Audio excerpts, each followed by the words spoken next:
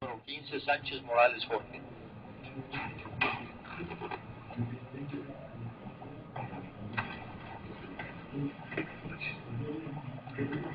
Comience, por favor, su exposición, señor licenciado. Gracias. Con su venia, ministro presidente, señoras y señores ministros,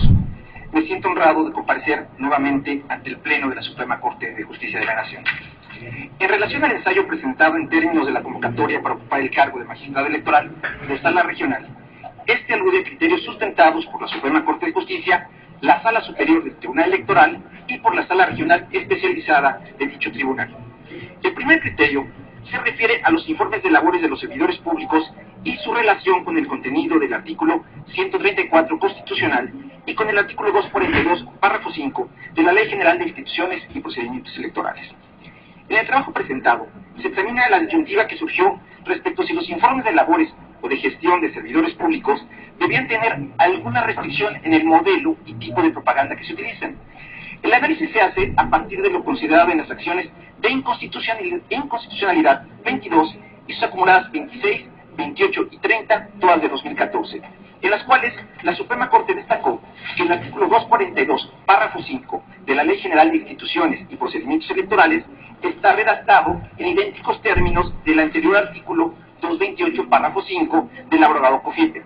por lo que estimó que era aplicable el criterio contenido en las diversas acciones de inconstitucionalidad 76, 77 y 78, todas de 2008, en las cuales, en lo sustancial, sostuvo que la norma fundamental no consignaba alguna excepción permisiva para desequilibrar la competencia partidista o para que, so pretexto de algún informe gubernamental de labores, se asociara a los promocionales respectivos la imagen o símbolo que identificaran preponderantemente a quien los rindiera.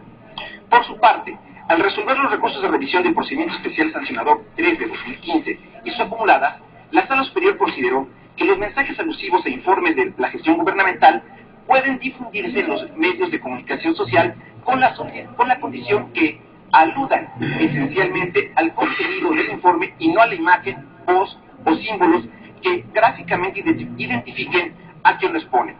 Se refieren a los actos de gobierno realizados y no a la promoción partidista o imagen del servidor público. Los promocionales y el propio informe sean diseñados para difundir con carácter institucional y fines informativos, educativos y de orientación social la reseña anual de las acciones, actividades y datos relacionados con el cumplimiento de las metas previstas en los programas de gobierno que permitan posteriormente evaluar el desempeño y la aplicación del gasto público y no constituyan un medio para enaltecer la personalidad del gobernante y violentar la equidad en la contienda. El segundo tema está vinculado con la protección de los derechos de las personas con discapacidad auditiva en la difusión de la propaganda de los partidos políticos, objeto de análisis en la sentencia dictada por la Sala Regional Especializada del Tribunal Electoral en el expediente SRE-PSC-27 de 2016. El ensayo se sustenta en la premisa fundamental de la protección reforzada de los derechos de las personas con alguna discapacidad y la obligación de los órganos del Estado y miembros de la sociedad de evitar cualquier acción o omisión que genere su exclusión social. A partir de lo considerado en la sentencia de estudio, se enfoca en el derecho de las personas con discapacidad auditiva a estar informadas del contenido de la propaganda política y electoral difundida por los partidos políticos en televisión.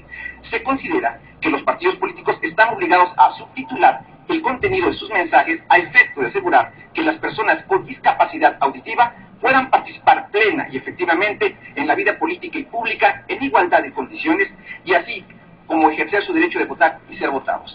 Señoras y señores ministros, durante el desempeño de los cargos que me han sido conferidos durante más de 16 años en experiencia en el área administrativa y jurisdiccional electoral, iniciando como secretario de Estudio y Cuenta, consejero local del IFE en la elección presidencial de 2006, presidente del Instituto Electoral del Estado de Puebla y ahora como magistrado del Tribunal Electoral del Estado de Puebla, siempre me he conducido con apego a los valores y principios del Estado constitucional democrático. Comparto lo sustentado en el Código Modelo de Ética Judicial y Electoral, convencido que la ética en la gestión de los asuntos que se ponen del conocimiento de las autoridades electorales y el sentido de responsabilidad son de decisiva importancia para alcanzar los objetivos específicos de nuestra alta encomienda, siempre teniendo presente los valores de honorabilidad, buena fe, honestidad y transparencia, y actuando conforme a los principios de excelencia, objetividad, imparcialidad y profesionalismo. Muchas gracias. Gracias. Señor ministro Gutiérrez, por favor. Gracias, ministro presidente. Buenas tardes, magistrado. Nuevamente me gustaría felicitarlo a usted y extender la felicitación. Un buen ensayo.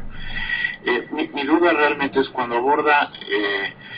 la sentencia de la Sala Superior. La Sala Superior, al abordar la promoción personalizada, dice que este es un concepto jurídicamente indeterminado y se debe de ir decantando caso por caso. ¿Usted está de acuerdo con esa afirmación de la Sala Superior o considera que debería de existir un estándar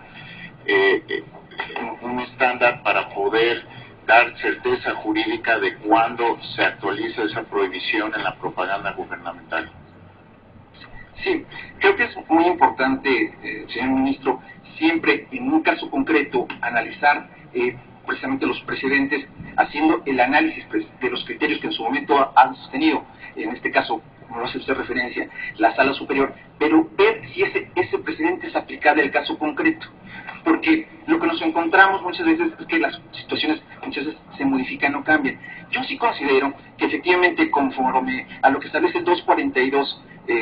párrafo quinto, anterior 228 del COFIPE, sí establece una limitación en cuestión de lo que es la promoción, ahora sí que gubernamental, estableciendo cuál es el límite que nos puede llevar a confundir el poder que ellos pueden utilizarla en su momento los servidores públicos para una cuestión de promoción personalizada y no un verdadero ejercicio de rendición de cuentas en cuestión de disposición pública. De hecho, esa misma disposición establece que para poder decir que no hay una violación en su momento del 134, párrafo octavo, no se tienen que utilizar ni imágenes, ni voces, ni símbolos que puedan traer consigo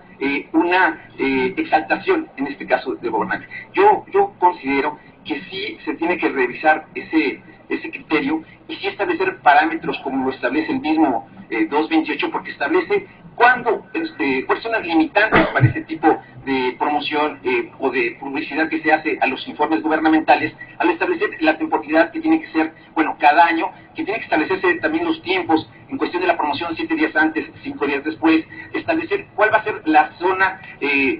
geográfica donde se va a difundir el mismo, dependiendo también de los canales de comunicación o estaciones de radio que tendrán que tener mucho en relación a la zona de influencia, donde al final de cuentas es donde ejerce su función la persona, que no tenga el informe, la característica de ser un informe electoral, y mucho menos, por supuesto, que no se presente o se rinda dentro del periodo de campañas. Creo que estas limitantes o estas situaciones que nos marca el 242, párrafo quinto, creo que es importante que todos se tengan que ceñir al mismo, porque nos hemos encontrado casos en otros estados donde se utilizan, los informes se vienen rindiendo en el mes de diciembre y la publicidad la acuerdan para que se publicite en el mes de febrero, muy cercano allá a los inicios de que vienen siendo las precampañas o las campañas, lo que se ha utilizado en forma, creo que indebida. Creo que hay un parámetro, hay unas disposiciones que ya vienen reguladas en el 242, se debe ejecutar a ello, pero creo que el gran reto que se tiene por parte del constituyente es llegar a esa ley secundaria que establece en el artículo 3º transitorio para efectos de que se realice una verdadera regulación en relación a la remisión de informes, porque lo que la ciudadanía quiere es efectivamente transparencia, quiere rendición de cuentas, pero también no se quiere que se utilicen los recursos de forma indebida y en perjuicio de la misma ciudadanía. Muchas gracias. Gracias, señor licenciado. Señor ministro, gracias. Corresponde comparecer al aspirante número 16, Silva Díaz.